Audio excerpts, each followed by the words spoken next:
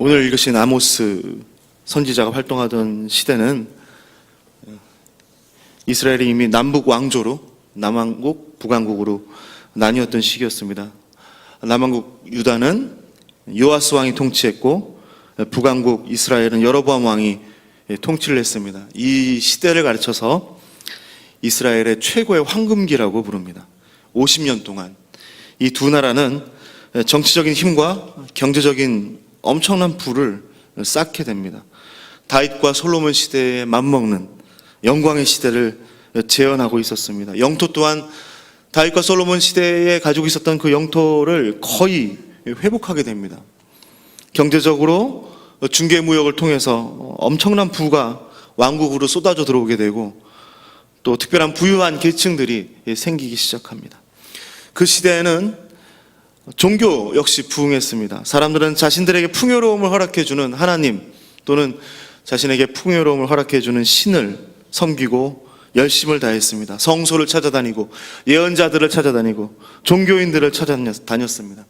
종교인들은 형통을 주는 하나님, 번영을 주는 신, 성공을 주는 신을 가르쳤습니다. 그리고 그들은 이렇게 가르칩니다. 이 모든 것이 하나님 또는 신이 주신 축복이고 더 많은 축복을 얻기 위해서 더 열심히 종교 생활을 할 것을 그들에게 가르쳤습니다. 이 시대를 어느 누구도 하나님의 심판 아래 있는 시대라고 생각하는 사람은 단 한 사람도 없었습니다. 왜? 풍요와 부가 그들을 감싸고 있었기 때문입니다. 하나님은 아모스를 통하여서 그 번영과 성공 아래 감추어진 그들의 죄악들을 낱낱이 드러내십니다. 최고의 부를 누리는 전성기의 아모스는 이스라엘에 대하여 너희들은 망할 것이다 라고 외칩니다. 최고의 부를 누리고 있을 때에 아모스는 이 모든 것이 하나님의 축복이 아니라 이건 저주와도 같다라고 그들에게 경고합니다. 아모스 시대, 그 시대가 누리고 있던 그 풍요를 누리고 있는 우리들, 그 풍요를 즐기고 또 그 풍요를 쌓아놓고 형통이란 목적을 위해 살아가는 우리 시대에 던지는 말씀이 바로 이 아모스 입에서 나온 말씀이 아닌가 저는 생각합니다. 먼저 성경은 우리가 쫓고 있는 또 우리가 목적으로 삼고 있는 성공과 형통의 정체를 밝혀줍니다. 우리들이 추구하는 번영과 성공이라는 그 목적은 반드시 하나님의 축복은 아닙니다. 톨스토이는 부자와 죄의 관계에 대해서 이렇게 말합니다. 부자도 죄를 짓고 가난한 사람도 죄를 짓는다. 그런데 가난한 사람의 죄는 간단하다. 왜냐하면 그들이 가난하기 때문에 짓는 죄이기 때문이다. 하지만 부자들이 짓는 죄는 아주 복잡하다.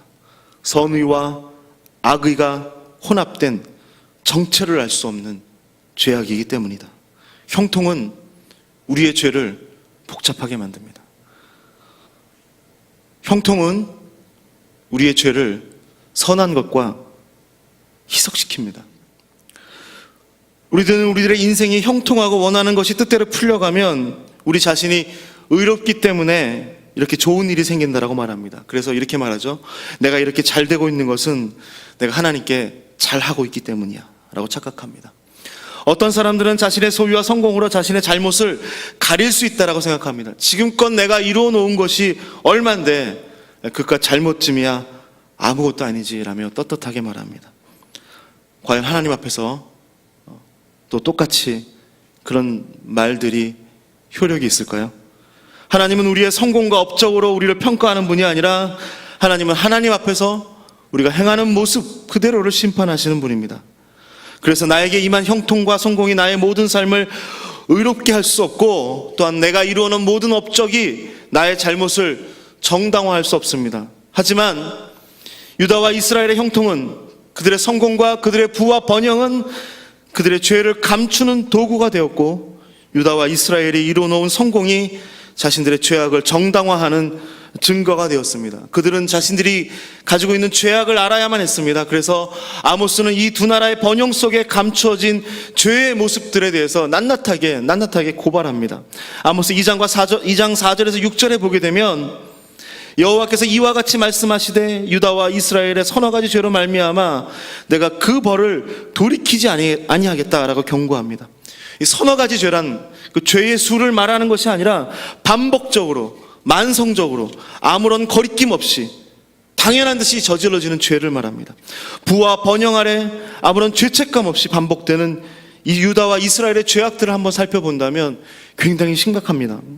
아모스 2장 4절에 보면 남한국 유다의 죄악을 이렇게 얘기합니다. 여호와의 율법을 경시하여 그 율법을 지키지 아니하며 조상적부터 거짓 것에 또는 거짓 우상에 미혹되어 하나님을 반역한 나라가 되었다라고 말합니다. 유다라는 왕국은 자신들이 율법을 가진 나라라고 자랑스럽게 생각했습니다.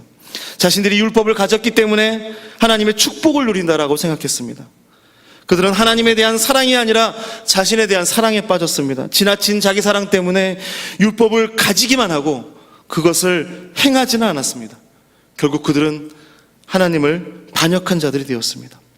북왕국 이스라엘의 경우는 더 심각합니다. 2장 6절에서 11절까지 그들의 죄악이 낱낱하게 드러나는데 돈이 없으면 죄인이 되고 돈이 있으면 무죄가 선고되는 잘못된 정의가 정의로 선포되고 적은 돈을 사람보다 소중하게 생각해서 생명을 헐값에 사고 팔고 탐욕은 극에 달해서 더 많이 갖기 위해 약한 자의 소유를 억지로 빼앗았습니다. 자신들의 호의호식을 위해 사람들의 종교심을 이용하고 구별된 성직자에게 온갖 쾌락을 제공하고 포도주를 마시게 하고 취하게 만들고 하나님의 말씀을 바르게 전파해야 될 선지자의 입을 막아서 말씀을 전파하지 못하게 했습니다. 북이스라엘, 그 사람들은 하나님을 사랑하기보다는 부와 명예를 더 사랑했습니다. 하나님이 아니라 부와 명예를 예배의 대상으로 삼았습니다. 그래서 부와 명예를 더욱더 예배하기 위해 다른 사람의 것을 빼앗기 시작했습니다. 그들의 삶 속에 불법과 불의가 자연스럽게 깊이 뿌리내리기 시작했습니다. 이 모든 죄의 시작들, 그것은 하나님이 아닌 명예와 돈을 사랑하는 헛된 예배, 하나님이 아닌 자기 자신을 사랑하는 잘못된 예배에서 시작된 것입니다. 하나님을 향한 진정한 사랑과 예배가 무너질 때 모든 삶의 영역들이 무너지기 시작합니다. 거짓된 예배는 그들의 자신의 삶을 파괴했고 거짓된 예배는 그들의 이웃의 삶까지 억압하고 파괴하는 파멸의 길로 인도했습니다. 우리들이 살고 있는 지금은 어떻습니까? 당시에 유다와 이스라엘이 보이는 그 죄악과 그 착각을 그대로 따르고 있습니다. 그리스도인으로서 우리는 어떻습니까? 어쩌면 우리는 그들이 범한 죄악에 이미 참여하고 있습니다. 그들의 결과는 심판이었으며 우리도 어쩌면 그 하나님의 심판을 향해서 나아가고 있을지도 모릅니다. 어떻게 해야 됩니까? 다시 하나님께로 가야 됩니다. 우리의 눈과 귀, 우리의 마음과 몸을 다시 하나님께로 향해야 됩니다. 그 무엇보다도 하나님에 대한 진정한 사랑과 참된 예배가 다시 일어나야 됩니다. 그 예배의 중심에 두신 예수 그리스도의 가르침을 다시 기억해야 됩니다. 그 예배의 중심에 있는 예수 그리스도의 가르침, 하나님을 사랑하고 내 이웃을 사랑하라는 그 말씀을 기억해야 됩니다. 하나님을 사랑하는 것이 내 이웃을 사랑하는 것이고 내 이웃을 사랑하는 것이 하나님을 사랑하는 것이라는 것을 다시 한번 우리들 마음판에 새겨야 됩니다. 그것만으로는 부족합니다. 우리는 그 말씀을 실천하고 이루어야 됩니다. 하나님을 진정으로 사랑하고 내 이웃을 진정으로 사랑함으로 우리의 예배를 회복하기 위해서 먼저 우리는 나를 사랑하고 나를 높이는 성공과 형통이라는 세상의 신을 찍어버려야 됩니다. 나를 영화롭게 하고 나를 존귀하게 하려는 부요함과 풍족함이라는 우상을 깨뜨려야 됩니다. 바로 그때 우리는 하나님을 영화롭게 하고 사람을 존귀하게 하는 바로 그 위대한 일을 향해서 진정한 형통을 향해서 나아갈 수 있습니다. 암흑기라고 불리던 중세시대, 그 중세시대는 상업과 무역이 번영했던 시대였습니다. 그 번영 가운데 귀족들은 호화로움을 누렸고 성당은 화려했고 그 성당에서 드려지는 예배는 웅장했습니다. 하지만 주변의 많은 사람들은 궁핍하고 헐벗었고 착취 속에서 굶주리고 병들어 죽어갔습니다. 부요한 성직자들이 말했습니다. 이 모든 것이 하나님의 축복입니다. 이것을 누리지 못하는 자들은 그 자격을 갖추지 못했기 때문이라고 성직자들은 가르쳤습니다. 그들은 하나님의 심판을 향해서 나아가고 있었습니다. 풍요와 부요함에 도취되어서 자기 사랑과 자기 의로 가득했던 그 암흑의 시대 한가운데에 한 성직자가 빛이 되었습니다. 성 프란시스코. 하나님을 향한 진정한 사랑과 예배를 회복시키고 이웃을 위해서 희생하는 삶을 실천하기 시작했습니다. 그가 침몰하던 중세사회를 깨우고 침몰하던 교회를 깨워서 죽음과도 같은 죄로부터 그들을 건져냈습니다. 부요함과 풍요의 시대, 경건의 모습은 있지만 그 능력을 잃어버린 시대에 우리는 살고 있습니다. 하나님은 야고보서 1장 27절을 통해 우리에게 다시 말씀하십니다. 하나님 아버지 앞에서 정결하고 더러움이 없는 경건은 곧 고아와 과부를 그 환난 중에 돌보고 또 자기를 지켜 세속에 물들지 아니하는 그것이니라. 형통과 부요함 속에 숨겨져 있는 우리의 죄악들을 매일 인정하는 겸손한 모습을 가졌으면 합니다. 그리고 성공과 불안한 마음의 우상을 매일매일 찍어버리는 우리가 되었으면 합니다. 나를 사랑하는 것을, 나를 경배하는 것을, 나의 영광을 구하는 것을 멈추고 멈춰선 그 자리에서 오직 하나님만을 사랑하는 삶의 예배를 드릴 때 저와 여러분의 인생은 형제 자매와 이웃을 사랑하는 빛된 삶으로 나아가게 될 것입니다.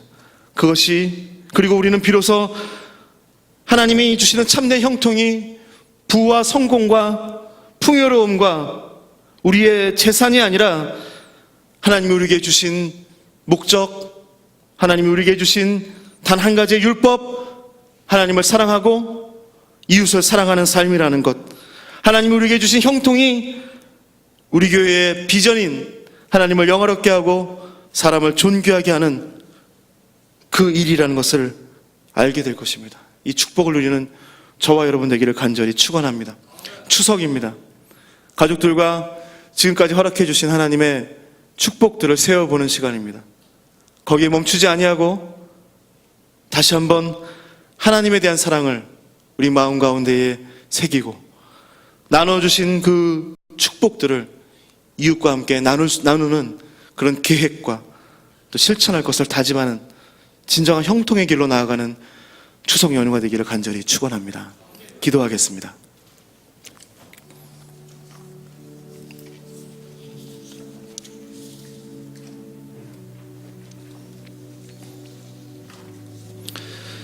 하나님, 우리는 참으로 연약합니다. 그래서 이 연약함 가운데에 세상의 것을 사모하고 세상의 신을 흠모하고 세상의 부요와 형통을 따르려는 마음들이 날마다 일어나고 있습니다. 주님, 우리의 마음 가운데 결코 하나님보다 그 어떤 것을 더 사랑하는 마음을 허락하지 마옵소서. 우리 마음 가운데 오직 나를 지으시고 나를 만드신 나의 아버지 하나님을 사랑하는 마음을 허락하여 주옵소서. 매일의 삶 가운데에서 오직 하나님만을 예배하도록 주님이 우리의 눈과 귀와 우리의 마음과 우리의 손과 발과 우리의 모든 것이 하나님께 집중하게 하여 주옵소서.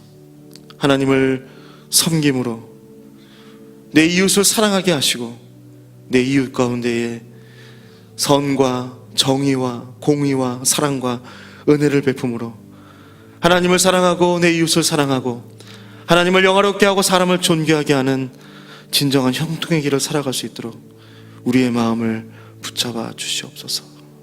우리 함께 잠깐 묵상하며 기도하기를 소원합니다. 함께 기도하겠습니다. 살아계신 하나님, 추석 명절입니다. 우리 가운데 허락해 주신 수많은 축복들을 세워봅니다. 주님, 감사를 드립니다. 이 모든 것들이 우리의 떳떳함과 우리의 잘남 때문에 온 것이 아니라 오직 주님이 주신 은혜 때문에 우리에게 찾아온 것임을 다시 한번 고백합니다. 주님을 사랑하는 마음을 다시 한번 회복하게 하여 주옵소서. 우리의 가족들과 또 사랑하는 아들, 딸, 남편, 아내, 사랑하는 어머니, 아버지와 함께 모여 주님에 대한 사랑을 고백하는 시간 되게 하여 주시기를 소원합니다. 우리 가정 가운데에 예배가 회복되게 하여 주시옵소서. 하나님을 예배함으로, 하나님을 사랑함으로 모든 이웃들에게 우리에게 나눠주신 축복들을 나누어주는 실천과 결단을 하는 시간, 그래야 참으로 아름답고 축복된 추석의 시간들을 보낼 수 있도록 주님 우리의 마음을 붙잡아 주시옵소서. 교회를 위해서 기도하기 원합니다. 특별히 우리 고명진 담임 목사님 가운데에 하나님의 아주 특별한 성령의 충만함과 영적인 은혜를 더하여 주시옵소서. 그 육신 가운데 주님의 크신 치료하심과 능력을 더하여 주셔서 길을 잃고 흔들리는 이 시대를 깨우고 바른 길로 인도하는 하나님의 바로 그 한 사람으로 사용하여 주옵소서. 중앙교회를 위해서 기도합니다. 중앙교회 가운데 허락하신 하나님을 영화롭게 하고 사람을 존귀하게 하는 과연 그 교회의 아름다운 비전들을 이루어가며 또 그 비전을 따라가며 그 비전을 살아가는 형통한 중앙교회 모든 성도들 되게 하여 주옵소서. 교회의 모든 사역들과 사역자들과 특별히 광교 땅 가운데 허락하여 주신 우리의 비전, 하나님 다음 세대를 위한 학교를 세워가고 있습니다. 주님의 능력 가운데에 하나님의 일하심을 바라다보는 우리가 될 수 있도록 인도하여 주옵소서. 중앙교회 가운데 성령의 충만함과 성령의 능력을 더하여 주옵소서. 우리 주여 한번 무릎짓고 교회를 위해서 함께 기도합니다. 주여, 살아계신 하나님, 하나님을 영화롭게 사람을 존귀하게 하는 과연 그 교회 중앙교회 되길 소원합니다. 교회 가운데 세워두신 고명진 담임 목사님을 위해서 기도합니다. 성령의 충만함을 허락하여 주옵소서. 영육간의 강건함을 통하여 주님 앞에 영광을 돌리고 주의 말씀을 온전하게 선포하는 하나님의 그 한 사람으로 사용하여 주시기를 간절히 소원합니다. 그 말걸음 가운데 힘을 더하여 주옵시고 그 영혼 가운데 성령의 충만함을 허락하여 주시옵소서. 중앙교회 가운데 세우신 아름다운 비전을 이루기를 소원합니다. 특별히 광교 땅 가운데 건축되고 있는 학교를 통하여 우리 하나님이 일하심을 바라보게 하여 주시옵소서.